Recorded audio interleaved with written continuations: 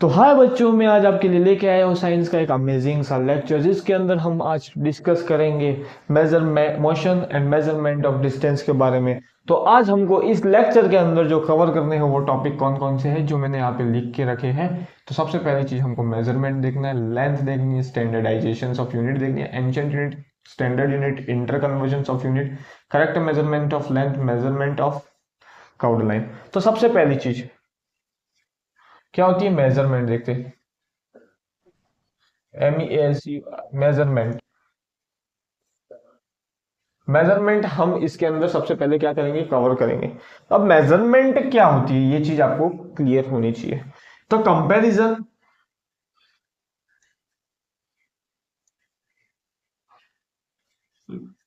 Reason between no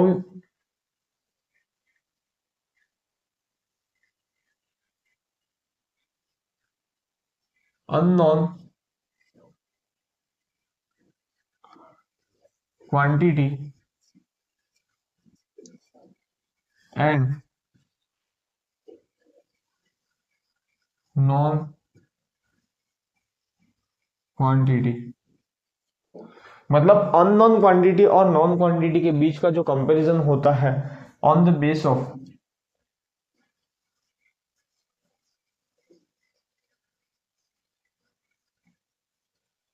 unit के आधार पर, या बाय फॉलो फॉलो यूनिट को फॉलो करते हुए जो अननोन और नॉन क्वांटिटी के बीच का जो कंपैरिजन होता है वो आपका मेजरमेंट होता है। जैसे कि आपको मैं दे देता हूं, हाइट दे देता हूं 80 सेंटीमीटर। अब यहां पर जो आपका 80 हो जाएगा वो क्या हो जाएगा, नंबर हो जाएगा, और सेंटीमीटर आपकी क्या हो जाएगी, यूनिट हो जाएगी। तो ये इन दोनों को फॉलो करने वाला क्या हो जाएगा, आपका मेजरमेंट हो जाएगा। तो आपको मेजरमेंट समझ में आया। Comparison unknown quantity and known quantity के बीच का जो कंपैरिजन होता है उसको मेजरमेंट कहते हैं। यूनिट को फॉलो करना चाहिए, जैसे कि आपका एग्जांपल हो गया ये। तो आपका मेजरमेंट होता है कंप्लीट।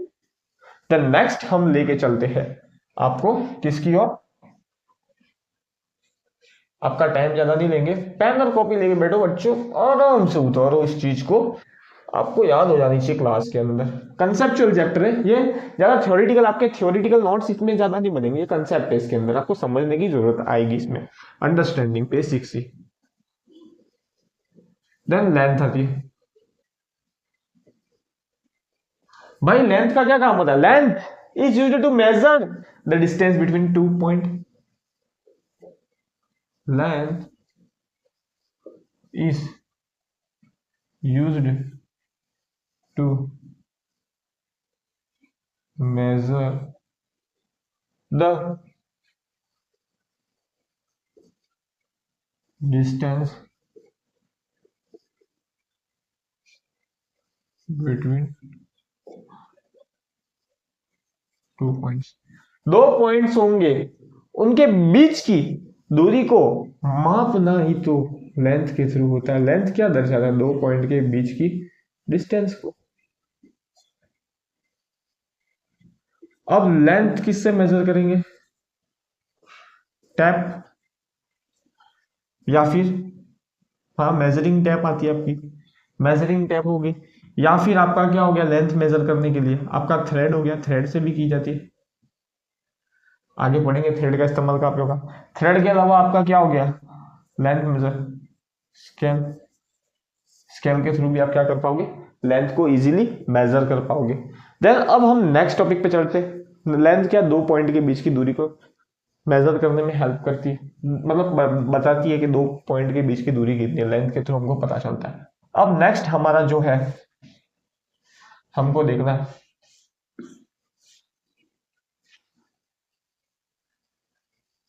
थर्ड चीज, स्टैंडर्डाइजेशन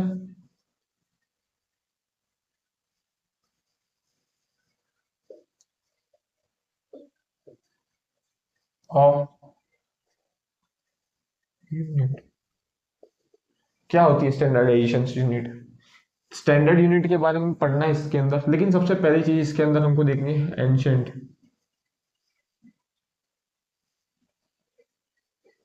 जिसमें 3 यूनिट थी एंशियंट यूनिट के अंदर। हैंड स्पान, हैंड स्पान आप ऐसे मापोगे, ये 1 2 3 इस तरीके से जो मापते वो हैंड स्पान हो गया। सेकंड जो होगा क्यूबिट, क्यूबिट आप ऐसे मापोगे, ये ये हाथ रखा है मैंने, ये जो मेरा हाथ दिख रहा है, ये जो मेरा हाथ दिख रहा है उससे आप मापोगे 1 2 ऐसे करके, ठीक है।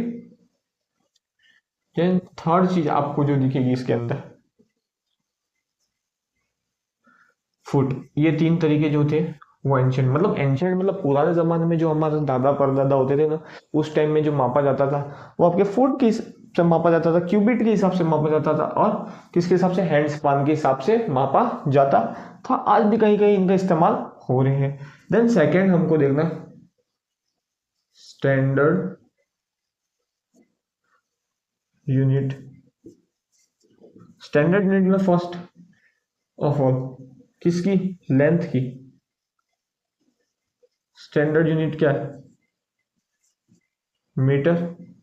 सेकंड, लेंथ के अलावा हमारे पास मास की स्टैंडर्ड यूनिट क्या है, किलोग्राम।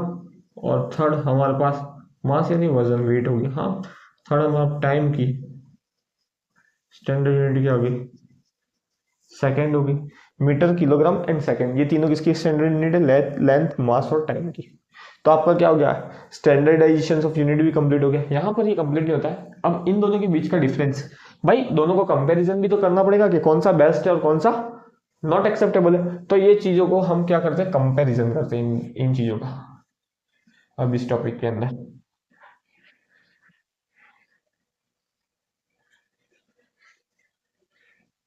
फटाफट से आ जाओ कंपैरिजन के लिए, रेडी हो जाओ, कंपैरिजन कर रहे। ये हो गया एंशियंट और ये हो गया स्टैंडर्ड। भाई सबसे पहली चीज, एंशियंट जो मेथड था वो क्या था, इनएक्यूरेट मेथड है।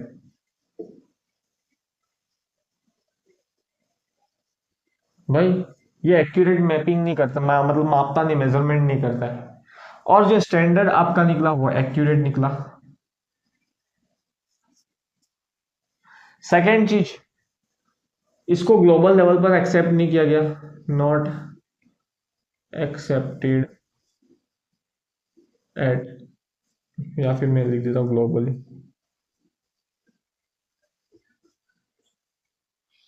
इसको ग्लोबली एक्सेप्टेड किया, ग्लोबली एक्सेप्टेड, इसको ग्लोबल लेवल पर क्या कर दिया गया, एक्सेप्ट कर दिया गया, एक्सेप्टेड। ये कैसा था, इनकॉन्वीनियंट था।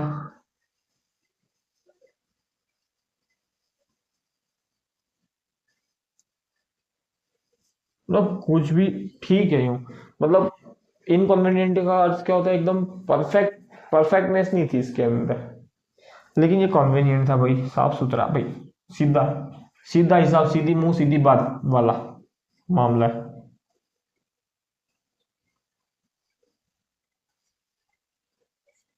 कॉन्वीनियंट और इनकॉन्वीनियंट, तो ये इन दोनों के बीच का क्या हो गया, डिफरेंस हो गया। ये इनएक्यूरेट, ये एक्यूरेट था। नॉट एक्सेप्टेबल, ग्लोबली लेवल पर इसको एक्सेप्ट नहीं किया गया, इसको ग्लोबली लेवल पर एक्सेप्ट किया गया। ये इनकॉन्वीनियंट है, ये कॉन्वीनियंट है। तो आपका स्टैंडर्डाइजेशन ऑफ यूनिट भी खत्म हो गया। देन अब आपको देखना है इंटर कन्वर्जन ऑफ यूनिट।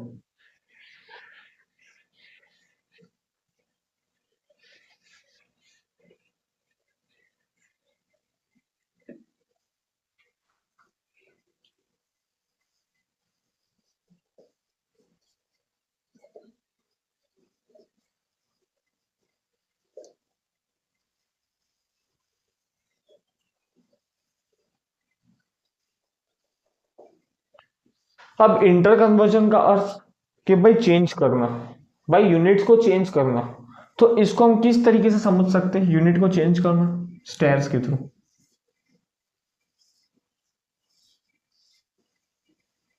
ये मिलीमीटर का, सॉरी,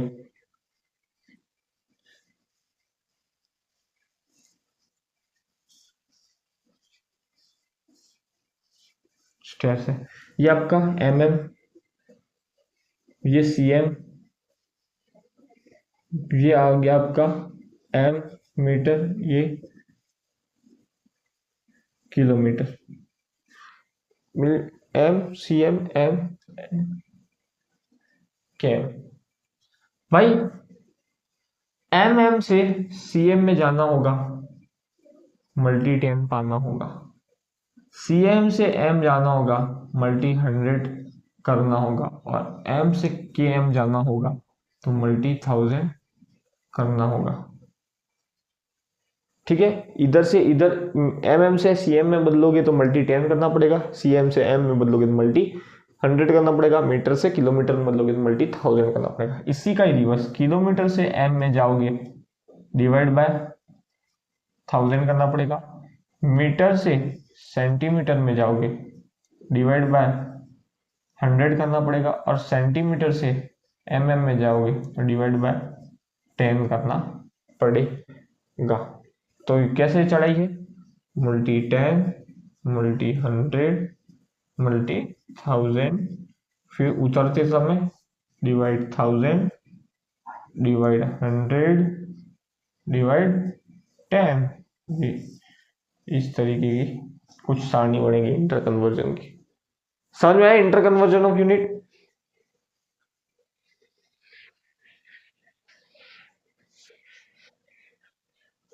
उतार लेना भाई वीडियो पॉज करके।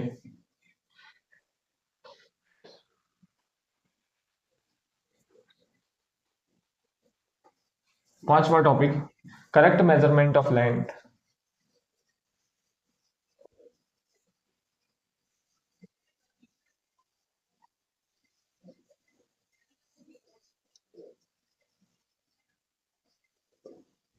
अब लेंथ जो होती है उसका करेक्ट मेजरमेंट कैसे होता है, तो यहां पर आपको देखना चाहिए पहली चीज, जो लेंथ होगी उसका करेक्ट मेजरमेंट कैसे होगा। जैसे कि ये हमारा स्केल है,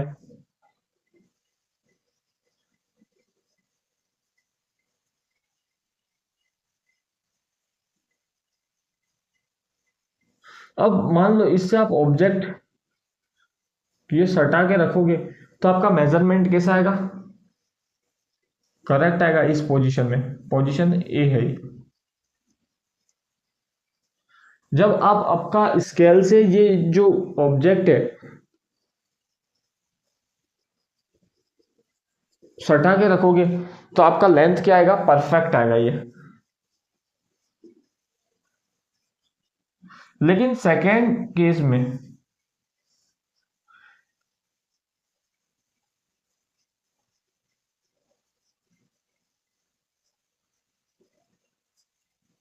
ये आपका स्केल है,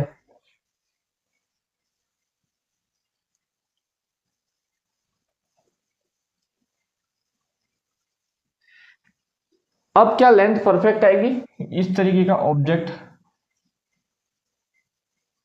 होगा, ऑब्जेक्ट इस तरीके से गड़बड़ा कर रखा होगा आपने, तो क्या इसकी लेंथ परफेक्ट आएगी, ये इनकरेक्ट हो गया। और ये इनपरफेक्ट हो गया, सही नहीं है ये, पोजीशन बी।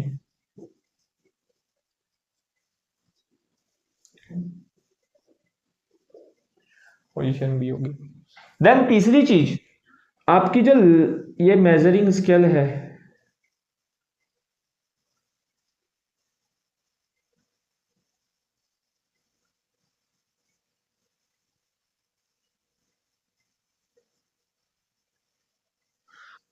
अब जब आप किसी चीज को मेजर कर रहे हो तो जो आपकी आईज है वो सीधी किधर होनी चाहिए, एक पॉइंट पे होनी चाहिए, मतलब एकदम इस तरीके से नहीं होनी चाहिए।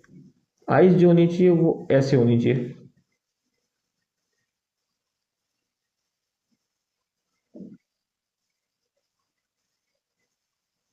ये जो आप आईज से देख रहे हो इधर, तो ये आईज एकदम सटीक होनी चाहिए, सीधी, एकदम सीधी मैच होनी चाहिए। ये आपकी कंडीशन होनी चाहिए आईज की, तब जाके आपकी लेंथ क्या आएगी, करेक्ट मेजरमेंट आएगा। अगर आप यहां से देखोगे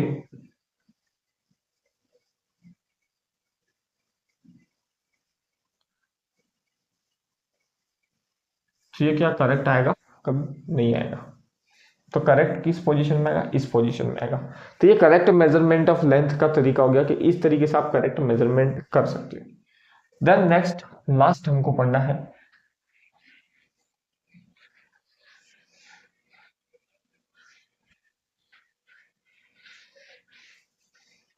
measurement of curved line.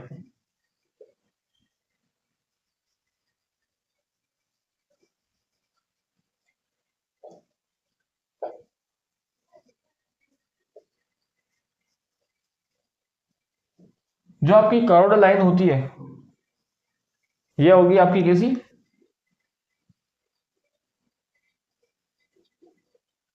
Curved line.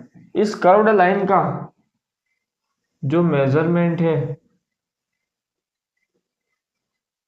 आप कैसे करोगे? भाई जो आपकी स्केल आती थी वो तो इस तरीके की है।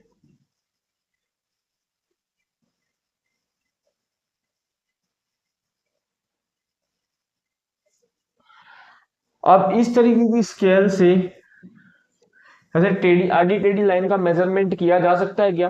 पॉसिबल नहीं है।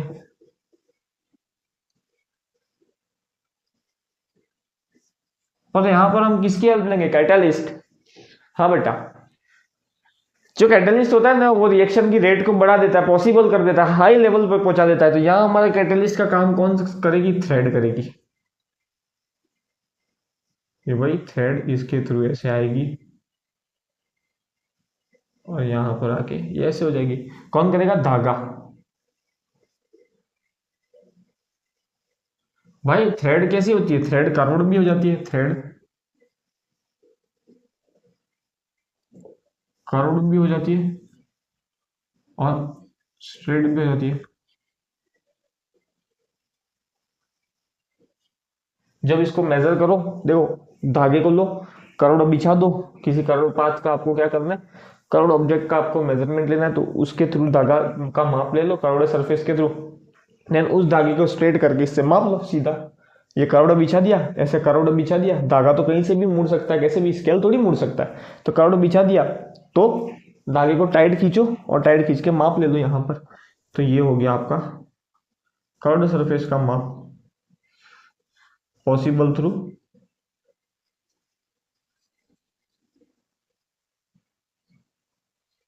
थ्रेड। हाँ मैंने ये बताया था कि जो लेंथ मापते हो ना उसका करेक्ट तरीका वो भी होता है कि आपको लेंथ में स्केलिंग जो करते हो, आप स्केलिंग में प्रॉपर जीरो होना जरूरी, जीरो से चालू होती है आपकी जो काउंटिंग, वो क्या कहते हैं, मेजरमेंट होता है, वो होना जरूरी है। स्केलिंग प्रॉपर नहीं है, अगर टूटा हुआ स्केल है उसमें जीरो नहीं है तो आपको ये दो पॉइंट को अच्छे से एक्यूरेट लेके मेजर करनी चाहिए। तो ये रहा हमारा लेक्चर, आज कंप्लीट होता है। अगर आपको ये लेक्चर अच्छे से समझ में आया हो तो इस लेक्चर को ज़्यादा से ज़्यादा लाइक करें, शेयर करें और सब्सक्राइब करें। तब तक के लिए keep loving, keep watching and keep learning my video. Have a nice day, thank you, bye.